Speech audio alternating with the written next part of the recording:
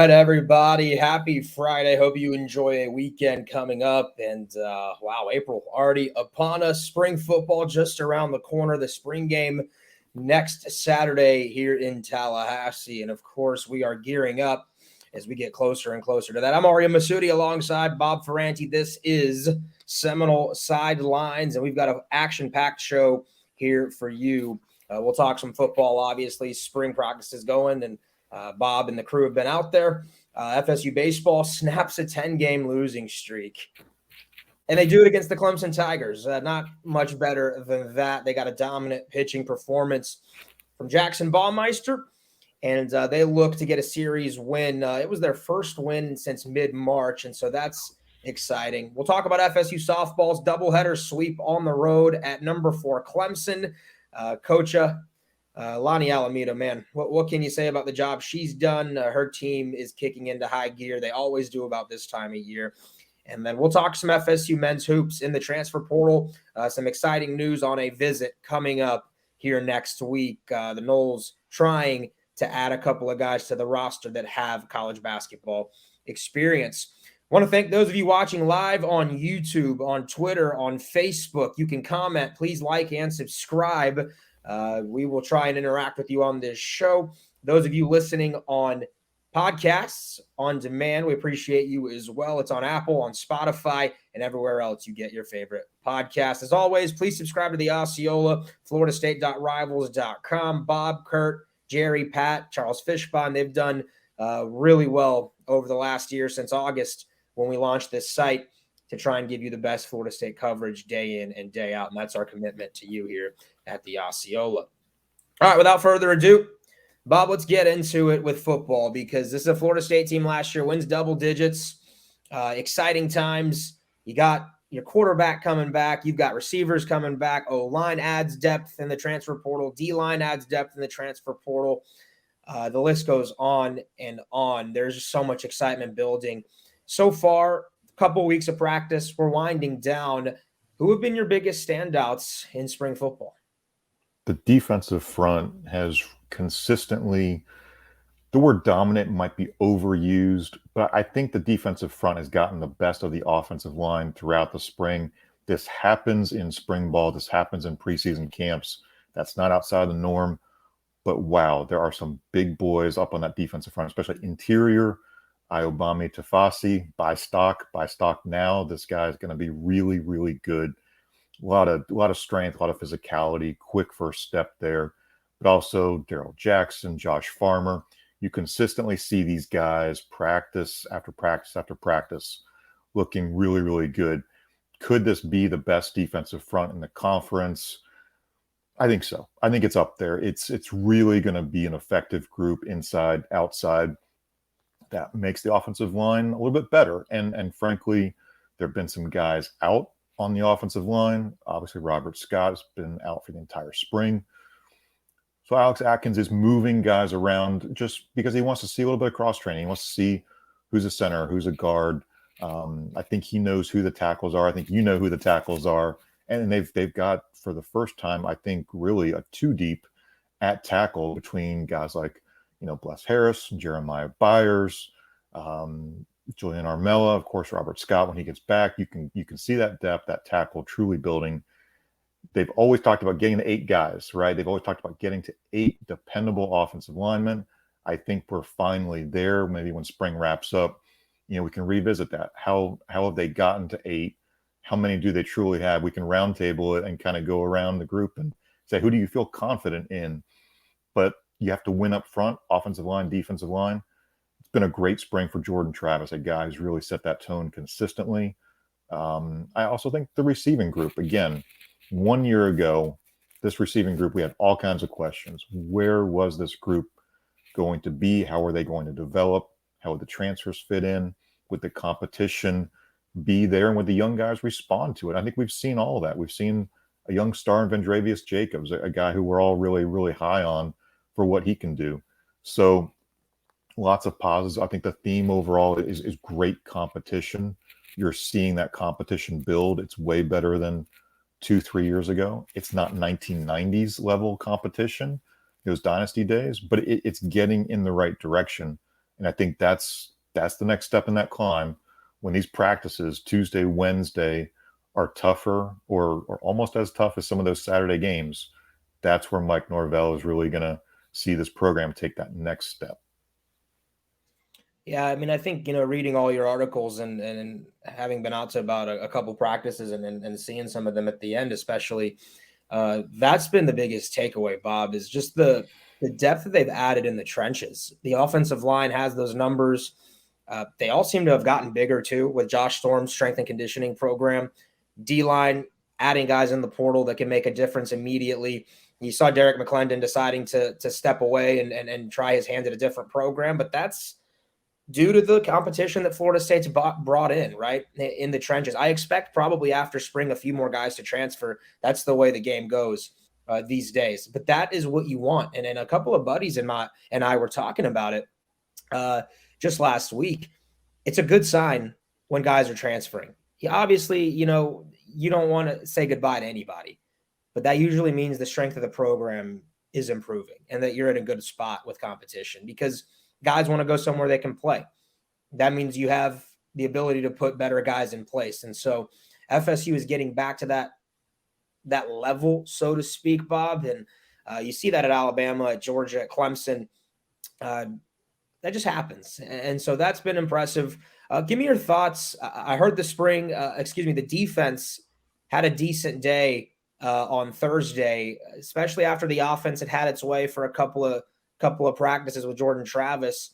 That defensive secondary finally started to step up and make some plays. Yeah, it was fun to watch. I think the intensity ramps up when you're practicing inside Doak Campbell Stadium. And it was scheduled to be a shorter practice on Thursday, but there was a lot of 11 on 11. I think that's when you really see your good on good, your twos versus twos also. That was really, really good competition overall. The DBs, I'm a fan of Fentrell Cypress. He's a guy who's constantly, giving up half a foot to a Johnny Wilson type. There's a lot of competition there. We saw Renardo Green really competitive, Akeem Dent. It's just about every guy. All these veterans know the standard. Like you said, they're hungry.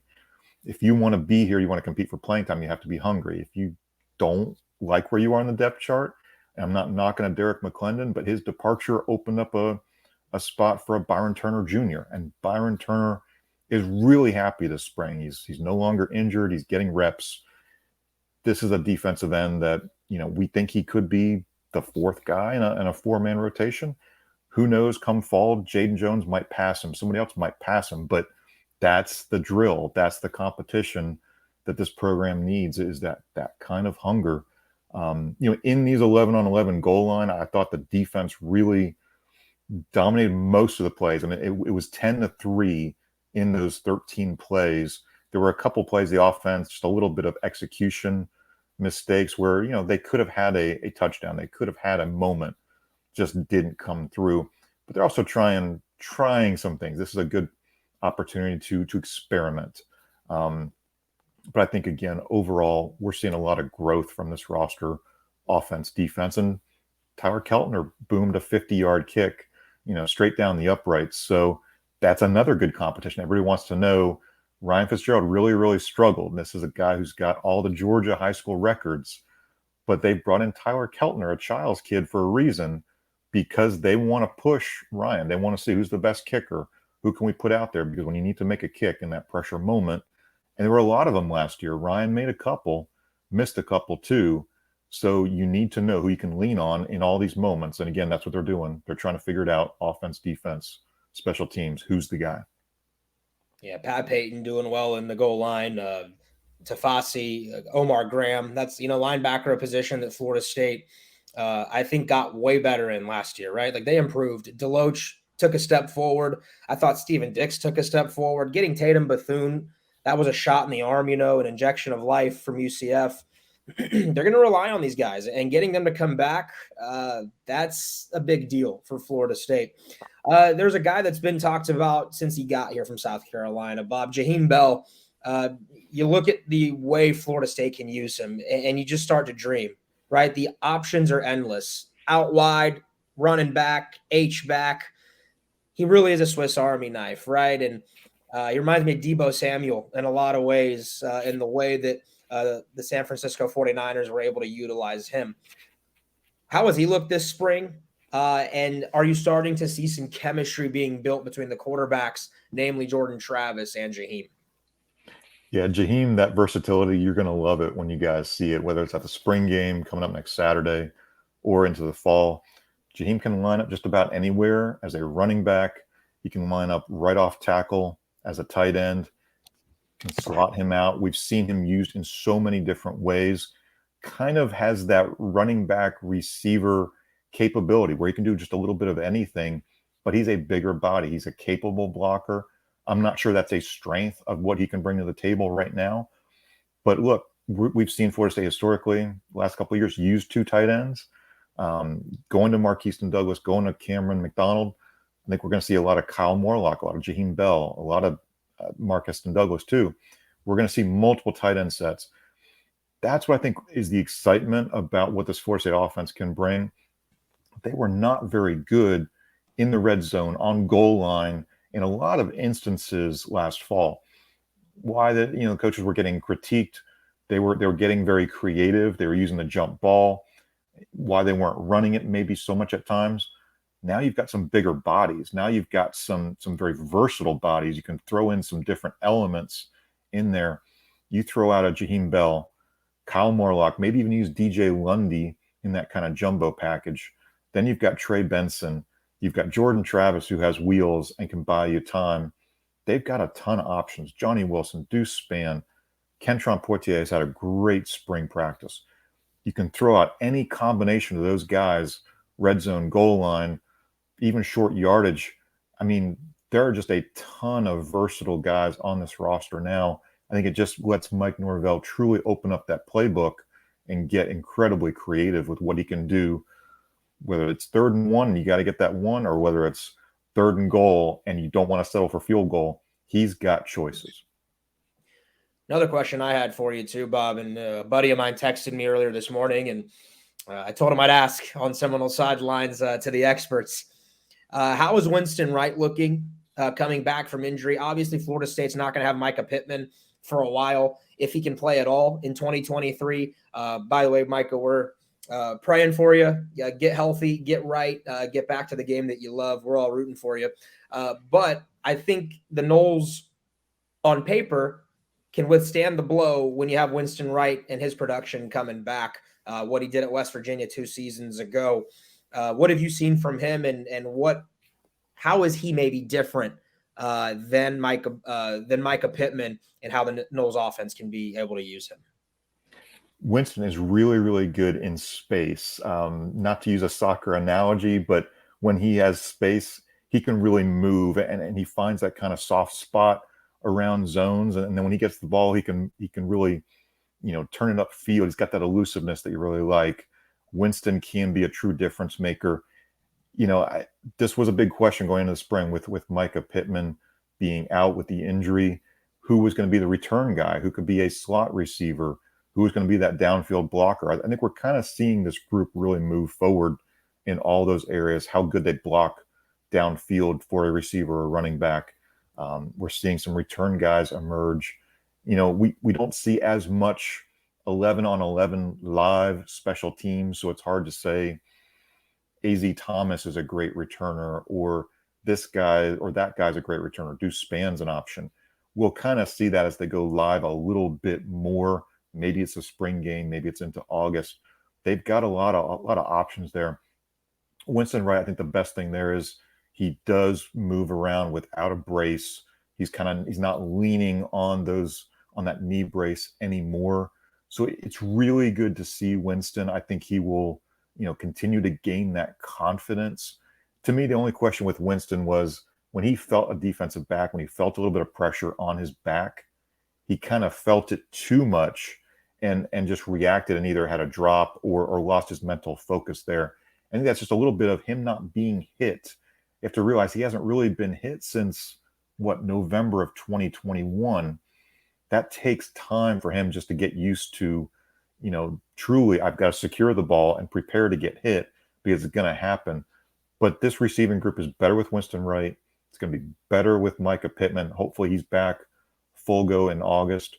But if one of them for some reason isn't, again, from Johnny Wilson on down, you've got a ton of depth in this group. It's just impressive how far this group has come in one calendar year.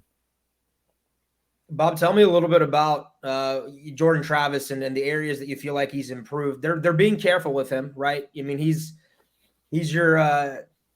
precious cargo. That is your crown jewel. He's got to stay healthy. Was laughing reading some of the articles about how he got one drive in the last scrimmage, and it was like, we know what you can do. Go sit down. Go get some Gatorade. Go get some Powerade. Excuse me. They don't drink Gatorade at Florida State. I better watch. Don't let Odell Haggins come down there and tell you about this. Yeah, I'm about to get a text from Michael Alford that says, you know better. How has he looked? Chemistry with the receivers? And then if you could give us an update a little bit about the running back situation. I think Trey Benson's obviously penciled in, and maybe not penciled in. He's in ink tattooed as RB1. Who are some guys that are going to get some work behind him and have stood out this spring?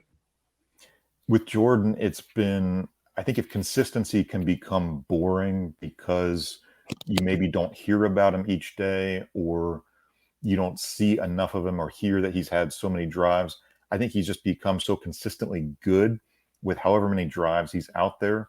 The coaching staff just, again, feels incredibly confident in what he can do. I don't know who the fastest guy is out there on the field, but I think the most elusive guy out there might be Jordan Travis. I mean, that guy is sort of point guard-ish in just how he runs things and how quickly he moves and how he sees the field. It's really advanced. And again, how he throws, he makes some great throws. There's one to the sideline yesterday, watching inside Doak, and it's just right on the money. You can tell that precision is there. I think this staff knows what it has in Jordan and wants to figure out, okay, who's number 2, who's number 3. And at times it's been Brock Glenn. At times it's been Tate Rodemaker. AJ Duffy has had his moments, not enough of them, but some moments. I think they've used the spring really to figure out which of those guys is kind of making that push toward being the very necessary, you need to have that number 2 ready. Running back, I think it's been an impressive group. I mean, Trey Benson's, of course, had his plays, and that's a tremendous physical runner. Saw him drop a couple of balls the other day, and David Johnson got on him really, really good and said, "You look like a running back right now." And it was really funny because then he came back and he didn't drop anything. I think he caught like 6 or 7 in a row. So it's a neat moment in how I think those running backs challenge themselves and challenge each other. Rodney Hill is just fantastic. I mean, would have liked to have seen more of him last year. Rodney can be a return guy. He's got that elusiveness in the open field. CJ Campbell, again, the greatest compliment we can probably give to CJ Campbell is he does not look like a walk-on. He looks like he belongs. He looks like a scholarship player. CJ is a really good part of this room. Running back group, I think, just kind of builds off of each other. There's a lot of love and admiration. So even though there's one football, these guys really support each other, from whether it's Trey Benson, Lawrence Toafili, Rodney Hill, Keziah Holmes has had a couple of moments too, CJ Campbell. It's a very deep, very good room. And again, you feel very good about where Florida State is going into the fall. Yeah, it feels like for Jordan, Bob, and tell me if I'm wrong, this spring for him is more, I think, even building leadership, where he's said, vocally, that's an area he's been trying to get better at, where it's not just by example, it's using his mouth, it's using the vocals, it's being able to get there and maybe grasp someone's attention if they're not up to par. That for me, for Jordan Travis this year, we know what he can do. He's going to keep improving that skill set, but it's also about building yourself as the primo guy in the locker room, right? You've got to be the voice, the guy that everyone kind of circles around and centers around. When your quarterback's that voice, it's different in a locker room. We saw it with Jameis Winston back when the Noles won the title in 2013. We've seen it in other locker rooms around the country. When your quarterback's the leader, and I don't mean he's your best player, I mean he is the leader of the group. It makes a difference. And that's because when you get into those games like you were against Clemson, Wake, NC State, and things aren't going your way, The skills that it takes to be able to kind of rally the troops, I think, are built in spring. With how often you guys are hanging out, the chemistry you build in the moments that don't include, the season. Because once you get to the season, you're in war. I mean, week in, week out, there's no more time for many of those little things, the soft factor, so to speak. So I think that for Jordan's going to be extremely important. The rapport with his receivers is good. I'm sure with the offensive line, it's good. Having a second season altogether is going to be important. But I think leadership qualities for him is what he's going to have to work on this offseason. He's not a bad leader by any stretch of the imagination, but if he wants to take Florida State to an ACC championship game, because that's the goal this year for FSU, it's you have got to make an ACC title game. Anything less than that's probably a disappointment. Winning it would be awesome because that probably means you're beating Clemson to get it. Do you have a shot at a playoff? Maybe. I think if things break your way, you got a shot. I think a New Year's Six Bowl is the goal for FSU this season, another double-digit win calendar year campaign. But it's in the spring that you build those things. So while these guys are, I think, you kind of in the back of your mind go, it's just spring practice. Yeah, maybe. And maybe it's more important for the younger guys in terms of a skill development side of things. But I think it's a chance for the guys to get closer together. And really, it's one of the first full springs that they've had, with having COVID and getting guys in and getting a roster that you want.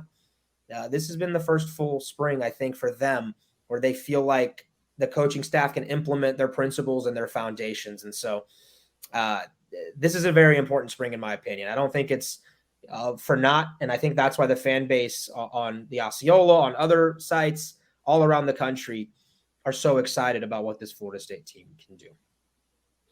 Yeah, I think with Jordan, it's really cool to watch. He's not a guy who's going to yell and call people out. He is a guy who's going to put an arm around a shoulder of somebody. And we saw it Thursday inside Doak. He put his hand on Jaheim Bell's shoulder, looked up at the Jumbotron up at Doak. They did the replay up there so that all the guys can see it just seconds after the play worked or didn't work. And Jordan can say, on this play, Jaheim, we should have done this. We should have done that. We were just a little bit off. I think those are the kind of moments where Jordan Travis excels. It's not going to be yelling, screaming, standing on a table. He's not that type of leader. But leadership, like you're saying, it takes on different forms, different shapes. Jordan's finding what's comfortable for him. I think what's comfortable for him is what he shows every day, how competitive he is, and how far he's come. And I think people respect him because of his journey, because of his story, because a lot of Florida State fans, a lot of Florida State media doubted him. I think that's where he gets respect from in-house, from the coaches, from the players. Those teammates support and love him because of those reasons. Without a doubt. Again, if you're watching on YouTube, on Rivals, on Twitter, comment, please shout us out, and we would love to interact with you on this show. All right. I think it's pretty good for football for today. I think there are some other things we want to touch on. Let's get to some baseball, because FSU baseball snapped a 10-game losing streak, Bob.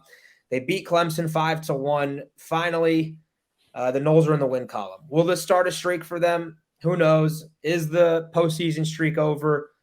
Who knows? It's not looking good right now. The Noles need to probably put together something pretty incredible. But you can only do it one game at a time. It starts with 9 innings of baseball at a time. And certainly last night, Jackson Baumeister and Florida State, they needed this probably worse than anything I've ever seen. That baseball team finally got the job done. I think you see the blueprint of where things can go right and how they can win games. Obviously, it starts with a great start. And Jackson Baumeister, we've never seen him this good. First pitch strikes, fastball, really intense. I think the team fed off of that and Jaime Ferrer's big home run early. Getting a lead early, Jackson's production, what Jackson was able to do in terms of strikeouts. 14 and 7 innings is really impressive. You're not allowing anybody to get on base, so you're not getting in some bad situations. We did see the bullpen run into a bit of trouble. That's concerning still. Is Carson Montgomery's role going to be an effective stopper, closer type Could be. That's a very interesting thing to watch moving forward. I think we're also seeing a healthier team again. Link Jarrett talking last night post-game that this was the first time that Diomedes Ross could really feel that finger, could really wrap the bat. He could get a better grip on the bat last night. And Link just said, I didn't realize that he still wasn't able to do that. So it's a comeback. It's a comeback after 10 losses in a row, and that's unfortunate. But if this team can put together some good pitching performances, can keep a clean error column, I think that's another impressive thing out of that win Thursday night, 0 errors for Florida State. They can start to stack some wins. It'd be great if Wyatt Crowell were in the mix, but you've got Connor Whitaker going Friday afternoon. Good chance to win this series. And that's, you're going to have to scrape some of these wins by. You're not going to blow a lot of teams out. There may not be the most impressive pitching performances. I do think the defense needs to consistently be better for the Seminoles, just to take the pressure off that pitching staff, just to give them a little bit more confidence when they go out on the mound. Yes, it's 13-16. It's not pretty, but I do hold just a little bit of optimism that things could get a little bit better here moving forward. Yeah, it was tough to watch over the middle of the week, them falling to Jacksonville. You had the bases loaded in the ninth, a potential walk-off there. And again, it just felt like you couldn't get over the hump. And then, against Clemson last night, you needed somebody to have a performance. And to get out of a losing streak, someone has to step up usually and kind of have a performance that's above and beyond what's expected. That was Jackson Baumeister last night, right? Like 7 innings, shutout baseball, 14 strikeouts, the most for a Seminole since Parker Messick did it last year against TCU. Only 2 walks. That's the key for Jackson, right? When he's locating, when he's getting ahead of hitters, that makes the difference. And he was using his breaking ball effectively last night to, I think, create some imbalance with the Clemson lineup. Heard his fastball was up to 97 miles an hour. Kudos to Jackson, but this is what you needed. And then you get Jaime Ferrer giving you a big home run early. He's on a 20-game hit streak. James Tibbs hit a ball over 400 feet to right over the screen, and the Noles did just enough. And so now the question becomes, Bob, where do they go from here? Can they turn it into another win today against Clemson, win their first series in who knows how long? Can they get a win streak together? Have they won 2 games in a row in a while? No, they have not. Can they win 3 games this weekend, right? I'm not trying to get greedy. But if you're going to get back to 500 and eventually try and get over the hump to start pushing back towards the NCAA tournament bubble, a win streak has to happen. It has to happen against Clemson. Clemson's not a good baseball team. They've struggled. I think they're 17-14. They've lost, I want to say, every ACC series they've played so far this year, or most of them. I know they've lost to Georgia Tech. Wake Forest swept them at Clemson last weekend. They got swept by UCF as well earlier this year in a non-conference slate. So this is not a good Clemson team right now. They're struggling pitching. This is the type of opponent that you need to be able to kind of capitalize against. And, Brett Nevin and I were talking on Sunday Golds a while back about that stretch for FSU when they lost 10 in a row. Let's talk about who it was against, right, Bob? You're talking it's the Gators. You're talking it's Miami, Virginia. Yeah, you got swept and you didn't win a single game against them, and it's tough, but it's not like you're playing nobodies, right? And JU was a tough one to take over the middle of the week, but even JU, I want to say their record right now is like 20-10, and they're pushing for an at-large in the NCAA tournament. So you're finally starting to get some teams on the schedule where I think you can build some confidence. Bob, FSU's not as bad as they look. Oh, they've looked the last 10 games. Am I saying they're a tournament team? I don't know. But they're not this bad. I think they just needed a win to kind of get over the hump. I think the other thing that we're kind of overlooking is Boston College has become a top 10 team and maybe a regional host team. Florida Gulf Coast is a lot better than we all imagined.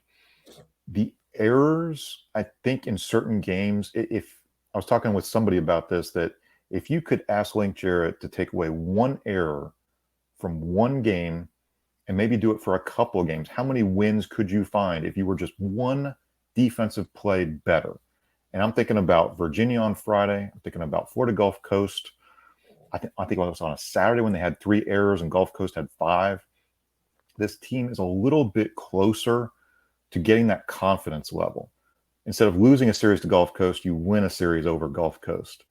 Instead of being swept up by Virginia, you win a Friday, and then what happens to your confidence as you go into a Saturday and Sunday? I do think confidence in the clubhouse was really down because of this, losing streak against top competition. I do think there's room for Florida State to make a run here. Obviously, like you said, Clemson, not the best of teams. Like you just have up there, strength of schedule, number 1 in the country. That trip to NC State's not going to be easy either. But none of these series outside of Clemson and the ACC are going to be truly easy. They're all going to be tough series. I think let's be honest, what sucks for Florida State is you didn't take care of business early in the schedule. Outside of TCU, outside of Pitt, you've dropped some series that you really should have won, really could have won. And truly, I think it's because of defense impacting pitching. And this is who you are. I mean, you're 13-16. If we see some pride, if we see confidence grow back in this roster, we'll see where this team can go. I don't know if the tournament streak is still salvageable, but we're going to find out. I mean, we're truly going to find out where this team can go. I think if Wyatt Crowell can find himself on the mound again, I thought it was interesting. I don't know if you heard it, but Mike Monaco mentioned on the broadcast last night that Wyatt has an elbow issue. I think that's the first time we've heard it truly confirmed by somebody. And again, somebody's telling Mike, whether that's Link Jarrett or Chuck Ristano, that it's an elbow issue.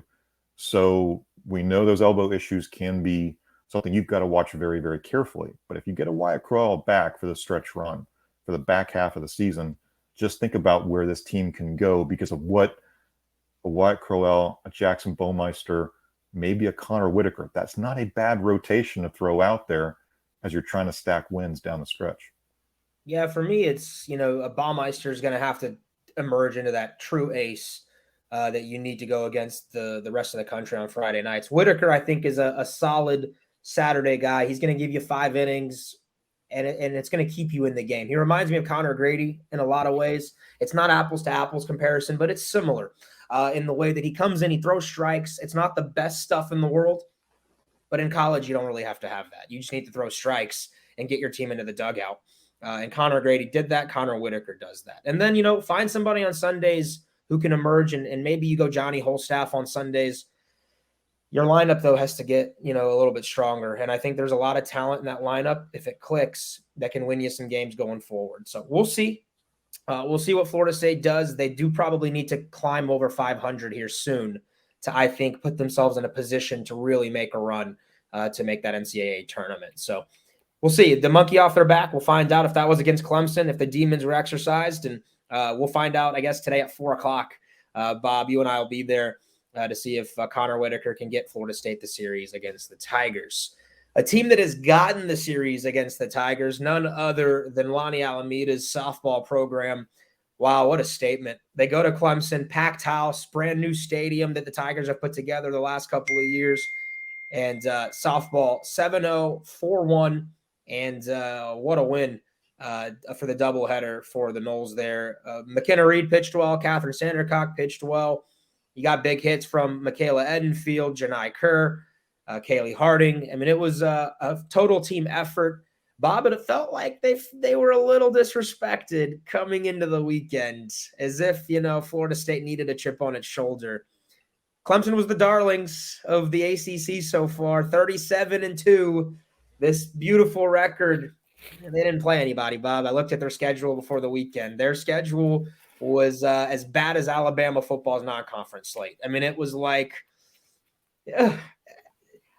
you can't look at that and think 37-2 means the same thing. Florida State was 30-7, I think, coming in on the weekend, something like that, except they had played one of the hardest schedules in the country that included Oklahoma State on the road, Alabama and UCLA, and the list goes on. And yeah, those weren't competitive games, Bob Ferrante. Florida State let that number 4 team in the country in Little Clemson, South Carolina, know what a real softball program looks like. It was really interesting to talked to Lonnie Alameda on Wednesday by Zoom, and she said that's the first time, potentially ever, that they've been lower in the rankings on the road in the ACC. Again, Clemson, I think, is 4, Florida State 6. So we can call it disrespect. We can call it trying to prove your point. I thought Lonnie, it was the first time McKenna Reed had started a game this year. I'd even asked her going in, does McKenna like to watch a game unfold and then come out? Like, she's seen a couple innings and then she can be effective 4th inning, 5th inning. Is she a closer type in softball where she can have a multi-inning stretch there? McKenna Reed comes out of nowhere and starts. We knew it was going to happen at some point, but at Clemson, I don't think we would have placed a bet on that. But yeah, I think we saw some great pitching performances. Kat Sandercock, 1 earned run in her win. McKenna looked good for 3 innings. That shutout, the 7-0 win there. Florida State can beat you with a really deep pitching staff. I think there were questions early on this year, but this is why Lonnie schedules hard. She schedules the competition. She puts the pitchers out there to get them experience. It's not always going to be Kat Sandercock day after day after day. It's going to be, let's get Allison Royalty some experience. Let's get McKenna Reed experience, Allie Dubois. Let's get the full roster ready, because her philosophy is it's going to take a ton of arms to get you to OKC. And I think they've had, let's call them pseudo super regional experiences. They've played Oklahoma State in a 3-game series on the road. They're now playing Clemson in a 3-game series on the road. Duke, they're getting some really good experiences here just as far as getting you prepared for the postseason. And I think in part that might help them respond better compared to what happened. The 2022 season ended with Mississippi State upsetting them in Tallahassee. I think these kind of experiences, these tough regular season games, will make the Seminoles better for this stretch run. Seems like Lonnie, too, Bob, has been using more arms this year than in the past. I think she's trying to get more arms experience, like you said, and then try and find a true number 2 to Catherine Sandercock as you get to postseason play. Someone you can rely on the way that they had when they had Kylie Hansen, in the fold as well. It was dominant what they could do in the circle, the depth that Florida State had at that time. So this is a type of series win, by the way, that kind of locks up a top 8 seed and a chance to host again.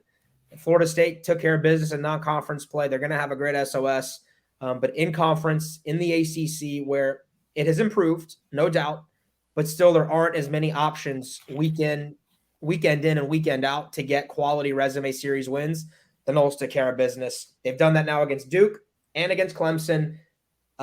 Barring a collapse, I'm not trying to jinx it, knocking on wood here, Florida State has locked themselves in, I think, with a strong finish to being a top 8 national seed. They're in good spot, and they're going to host it at the Joanne Graff Field for I think throughout postseason. So, all right, one last thing I wanted to mention on this. Those of you watching right now, baseball versus Clemson is today at 4:00. That moved up from 6:00, and now an 11 a.m. brunch start time matinee on Saturday. Due to some weather in the forecast, they want to get these games in and make sure that they can play baseball. Sunday, no baseball due to Easter holiday. Want to wish everyone a happy Easter. Those of you celebrating Passover, happy Passover. And this weekend will be wrapped up on Saturday. And then tonight, big game on big national TV, ESPN2, softball at Clemson, trying to go for the overall series sweep of the Tigers. Bob, let's talk a little bit of hoops. Josh Nickelberry, what do you know about him? Leonard visited, and he's coming to Tallahassee to visit us next week. Josh Nickelberry, Florida State was a finalist for him in high school. He was a Oak Hill Academy guy, played the same school as Dwayne Bacon. Got to meet Dwayne Bacon back in the day, and that was a guy that Josh looked up to back in his playing days, at high school and at that academy up in Virginia. Josh loves Florida State, understands Florida State's development, how they've put guys in the NBA or into pro ball overseas. The brand, the program, it still resonates very well with Josh. He was the Atlantic 10's sixth man of the year, a very valuable guy, whether he was a starter or a bench piece for LaSalle. He candidly said he wants to move on. He very much cares about getting to, pro ball, and he's got 1 year left. It's got to be a big decision for him. And he's talked to Florida State, he's talked to South Carolina, a few other schools. But he told us earlier in the week he was very excited to have Leonard Hamilton visit him in Philadelphia on Thursday. Clearly, the visit went great. He will be back here in Tallahassee on Thursday for a visit. So that is the first known transfer portal visitor by Leonard Hamilton. Josh will be the first visitor to come to Tallahassee as a transfer portal prospect in this recruiting cycle. And Florida State needs guard help badly. Again, if you're banking on Cam Fletcher coming back, Jalen Gainey coming back, there are a lot of pieces, but who will the guards be? Will Darren Green be back to be a three-point specialist, potentially off the bench? Lots of questions still about what this roster looks like, but you need guard play to get to the NCAA tournament, to win games in the NCAA tournament. Josh Nickelberry is a really good option, a guy who can shoot the three. He's got the step back, seems to do very well as far as being a guy who can make jumpers that when they are contested. Very articulate, someone who's interested in business school, maybe the entrepreneurship school. Obviously, Jim Moran Institute does a great job developing young entrepreneurs here at Florida State. There are a lot of things in the mix that I think play very well into Florida State's hand for landing Josh Nickelberry if this visit indeed goes well next weekend. Make sure you subscribe to our YouTube channel. Those of you watching live there, a lot of good content coming up. More on Nickelberry, Bob. Went to Louisville out of high school, chose them actually over Florida State, and that's where the relationship started. Ham had recruited Nickelberry out of high school. He's from Fayetteville, North Carolina, right in the neck of the woods that Leonard grew up in Gastonia. Shout out also to J. Cole, who's from Fayetteville, North Carolina, and they would love to have him. He's a big guard, 6'4", so that fits the big guard U mantra that the Noles have kind of subscribed to. Top 100 talent out of high school, so it's been there. Didn't really pan out at Louisville. Injuries kind of piled up on him there, and he went to LaSalle where he has improved his jumper, has become a really good player in the A-10, and as Bob mentioned, the A-10 sixth man of the year. So he would be a great piece for depth at Florida State, an older guy that I think raises the floor a little bit. So that would be a big get for FSU. It seems like the Noles and Nickelberry are heavily involved. Obviously, Ham flying to go see you is a big deal. Ham's not going to do that unless he really feels like he's got a shot. And, of course, him getting Josh to then agree to come to visit Tallahassee. The Noles do really well on visits. So we'll see if we get a commitment sometime next week from Nickelberry. Maybe he'll stay for the spring game as well. Should be a late week visit for the guard, the transfer from LaSalle. Other guys that they're involved with, Bob, that you've kept in the loop and we've been able to read, I should say, in your articles. Jalen Deloach from VCU, brother of Kalen Deloach, who plays at Florida State right now, and Primo Spears, very talented guard out of Georgetown. Two guys that if FSU can close on, I believe they're in the top 6 and the top 4 for each of these guys. That would be a big win for Leonard Hamilton. Yeah, I think we're starting to see, what Florida State's looking for is not necessarily the high-end transfer portal guy. I think you can all maybe dream about a Hunter Dickinson, a guy who visited Florida State back in 2019. There's a relationship there. I don't think Hunter Dickinson is very realistic when there are other likely better opportunities as far as getting the NCAA tournament, NIL chances for a guy like a Hunter Dickinson. I think Florida State is fishing in a lake that's a little bit smaller, but you're still looking for good complementary pieces, guards, forwards, who, again, will blend in really well with the philosophy of defense, rebounding, move the ball well in the half-court set, but be able to push it when you get that defensive rebound.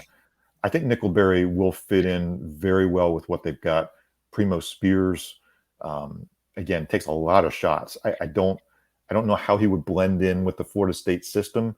Probably fewer shots and maybe more efficient there. And it would be cool to think about a Jalen Deloach here too, having his brother on campus. You need another bigger body, a kind of 4 type of player. I think he's got some bigger schools in the mix, candidly. I'm not sure Jalen is as much of an option for Florida State, but we're starting to see some options emerge. You know, a lot of fans were saying, why is Florida State so quiet in the portal? This is maybe how Leonard Hamilton operates. It's not out there. It's not as splashy on social media. It's not, hey, I'm visiting here and I'm visiting there. Whereas a lot of coaches might say, I'm here, I'm flying here. Leonard Hamilton, very, very quiet on social media. The staff's been very quiet about these visits.